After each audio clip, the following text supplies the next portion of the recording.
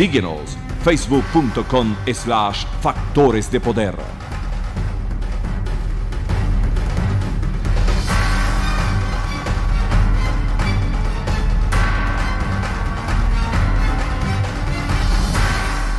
Regresamos con este programa especial de Agárrate.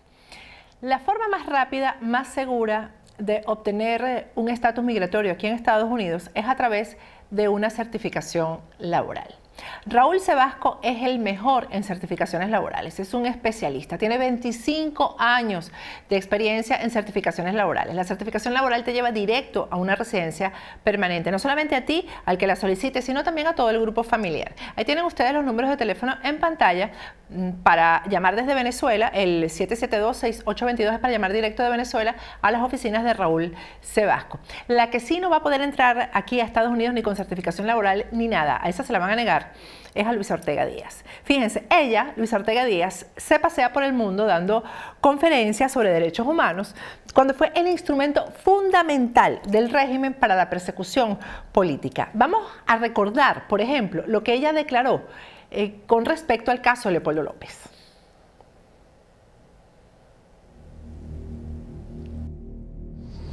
No existen presos políticos, porque los presos políticos son presos por sus ideas, por sus ideales. En el caso de Venezuela, las personas que están privadas de libertad es por delitos comunes. Por ejemplo, en el caso de Leopoldo López, uno de los delitos que se le atribuye es incendio en grado de determinador, asociación para delinquir, daños a la propiedad en grado de determinador, instigación pública. Por ejemplo, los hechos violentos que comenzaron el 12 de febrero, comenzaron aquí en el Ministerio Público.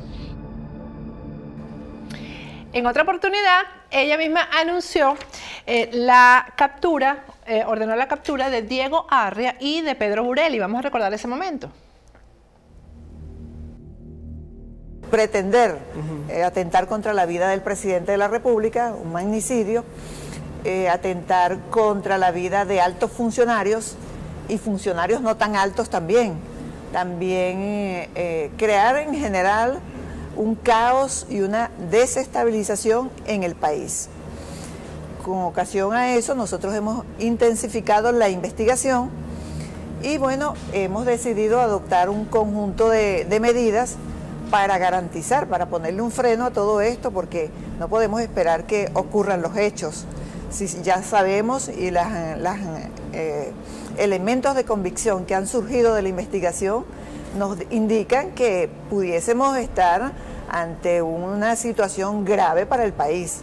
Por eso nosotros desde la semana pasada comenzamos a citar a un grupo de ciudadanos, los cuales la primera persona que fue citada no compareció ante el Ministerio Público, y tenemos, como quiera que tenemos la certeza, la seguridad de que dos de ellos no van a acudir tampoco, hemos ordenado la aprehensión de estos ciudadanos. Se trata de Pedro Burelli, que estaba citado para el día lunes. Para el día lunes. Y para mañana tenía que comparecer Diego Arria. Bueno, así es. José Vicente Aro ha sido abogado de presos políticos, es especialista en la Constitución y además es un gran defensor de los derechos humanos. Lo tenemos vía Skype desde Venezuela para que nos hable un poco de si Luisa Ortega tiene las manos limpias en esto de la persecución política. Si no es responsable de haber metido presas a las personas por sus ideas y si los perseguidos políticos, el exilio, etcétera, no son parte de su responsabilidad. Buenas noches, José Vicente, ¿cómo estás? Hola, ¿qué tal? Buenas noches, Patricia. Saludos a ti y como siempre a quienes nos pueden escuchar a través de esta vía. José Vicente, en un programa anterior tú mencionaste algo que yo creo que es fundamental en este programa y se trata de la participación de Luisa Ortega Díaz en las detenciones de menores de edad, lo cual es inconstitucional y además es cuestionado a nivel internacional. ¿Ella tuvo participación en estas detenciones? ¿Tuvo alguna responsabilidad? Sin duda. Lamentablemente debo decirlo, debo certificarlo. A mí me tocó ser defensor de derechos humanos ser abogado defensor de más de 50 menores de edad que durante las protestas del año 2014 el Ministerio Público, a la cabeza de Luis Ortega Díaz, ordenó su detención. Detenciones arbitrarias, inconstitucionales, sin orden judicial, sin haber flagrancia.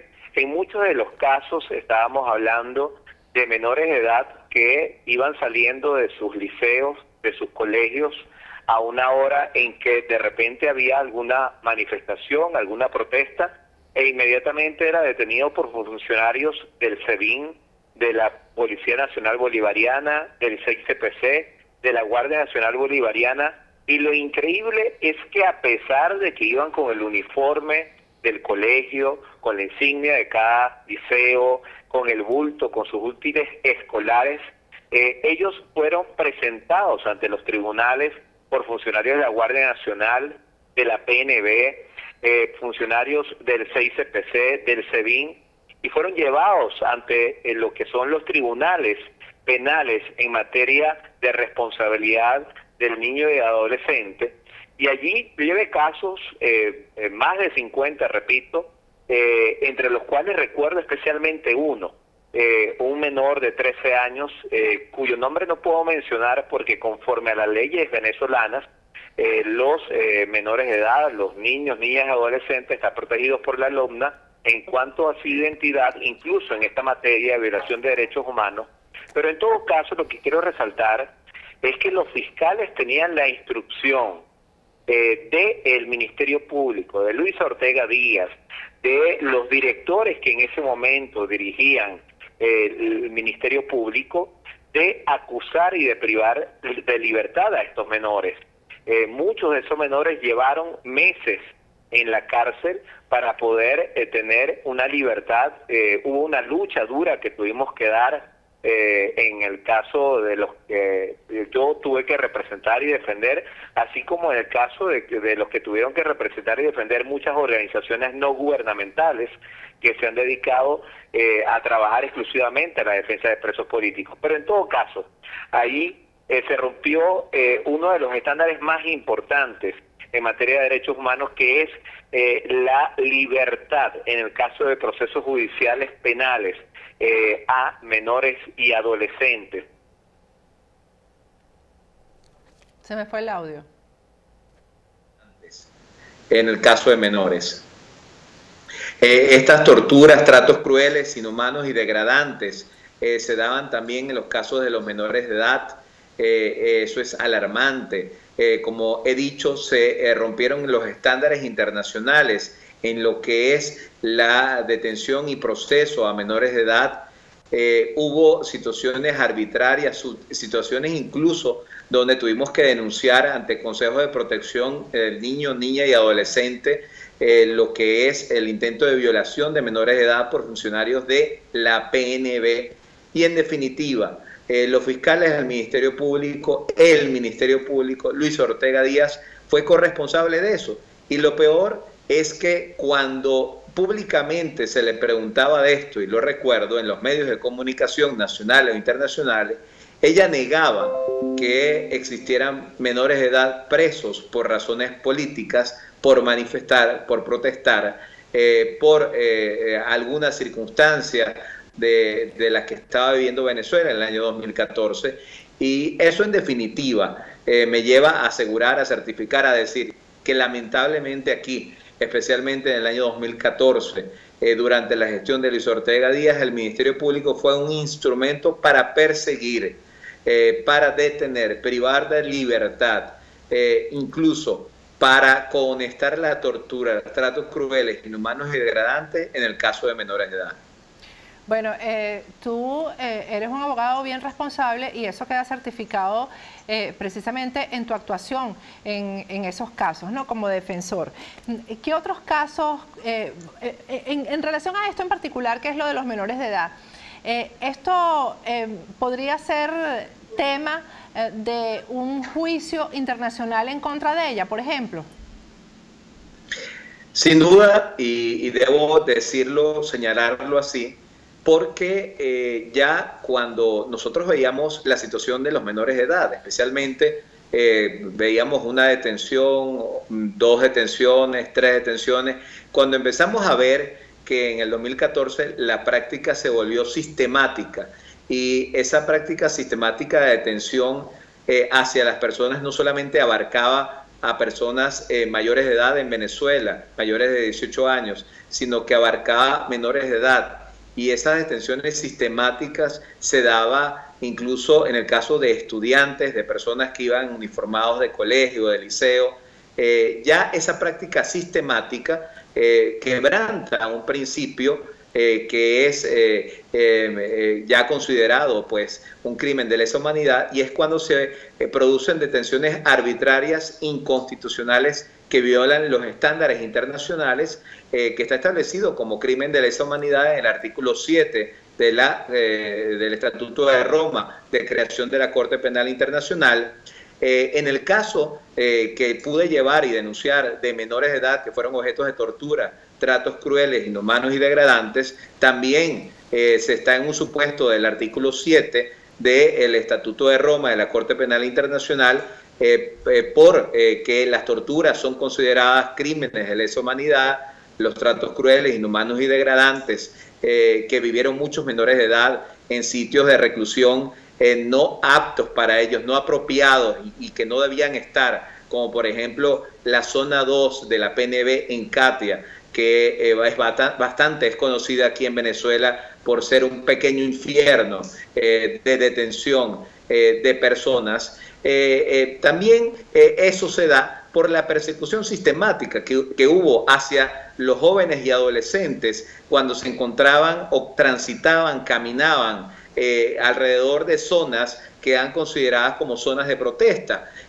Solamente el hecho de ser joven, el hecho de portar un morral, tener una franela de liceo, ya daba la apariencia para funcionarios de la Guardia Nacional, para funcionarios de la PNB, funcionarios del 6CPC o del SEBIN, para detenerlos. Y lo grave era que el Ministerio Público se hacía de eco de actas policiales que eran copiadas y pegadas una y otra vez. Se repetían las mismas letras, las mismas palabras, las mismas frases, y así se fue deteniendo sistemáticamente, aparte de la población civil caraqueña, que yo puedo certificar, y eso constituye un crimen grave de derechos humanos condenado por la Constitución venezolana, imprescriptible según el artículo 29 de la Constitución venezolana, pero además, reitero, un crimen grave de lesa humanidad según el artículo 7 del Estatuto de Roma de creación de la Corte Penal Internacional. Legalmente, José Vicente, el que ella se haya declarado perseguida política y la situación que hay contra ella definitivamente en Venezuela, ¿eso la exime de responsabilidad? Es decir, ella podría quedar exenta de responsabilidad porque ahora es una perseguida del régimen de Nicolás Maduro. En lo absoluto. En materia de derechos humanos, es un estándar internacional que incluso recoge nuestra Constitución en su artículo 29 y muchos tratados internacionales suscritos y ratificados por Venezuela en materia de derechos humanos. Es un estándar internacional que los crímenes de lesa humanidad, las violaciones graves de derechos humanos no pueden ser objeto de amnistía ni pueden ser objeto de indultos. Esto significa que no puede ser objeto de una especie de justicia transicional, una especie de transacción o acuerdo para otorgarle un perdón. Son crímenes graves de derechos humanos, como son crímenes de lesa humanidad, merecen un castigo. Incluso las acciones para ejecutar ese castigo, esa responsabilidad penal, esa sanción penal, no prescribe en el tiempo, es decir, no hay un lapso de tiempo, pueden pasar 10, 20, 30 años y seguirá existiendo abierta esa acción, y esto es un estándar en general en materia de derechos humanos que incluso recoge la Constitución venezolana actual y, repito, tratados internacionales suscritos y ratificados por Venezuela en materia de derechos humanos. Bueno, más claro imposible. Muchísimas gracias, José Vicente Aro. Gracias. Saludos, un abrazo. Bueno, vamos a leer una lista en la que seguramente se nos queda alguien afuera porque hay demasiados presos políticos en Venezuela. La vamos a leer para que ustedes entiendan que todos estos venezolanos que han estado o están presos fueron detenidos cuando Luis Ortega Díaz era fiscal general de la República, es decir, son su responsabilidad. Vamos a comenzar con la lista. Leopoldo López, Antonio Ledesma, María Lourdes Afiuni, Braulio Jatar Alonso, Wilmer Azuaje, Óscar Pérez, Carlos Ortega, Vilca Fernández, Loren Salé, Alexander Tirado, Raúl Emilio Baduel, Daniel Ceballos, Carlos Grafe, Alfredo Ramos, Lester Toledo, David Smolansky, Gustavo Marcano, General Antonio Rivero. Algunos, faltan muchos. Vamos a ir a un corte y al regreso seguimos con este programa especial. Antes, quiero recordarles que el gran aliado, el mejor aliado que tenemos para esa escasez de medicinas en Venezuela, sin duda alguna, es PharmAid. PharmAid, con el récipe de tu médico de Venezuela, te vende las medicinas y te las envía a Venezuela. Visita la página web de PharmAid, que es bien informativa, www.farm-aidrx.com. Y ahí vas a tener toda la información acerca de cómo comprar la medicina que necesitas en Venezuela. Y para quienes vivimos aquí en el sur de la Florida, PharmAid está afiliada a todas las empresas de seguro, así que con tu tarjetita de seguro vas y tu medicina te sale mucho más económica.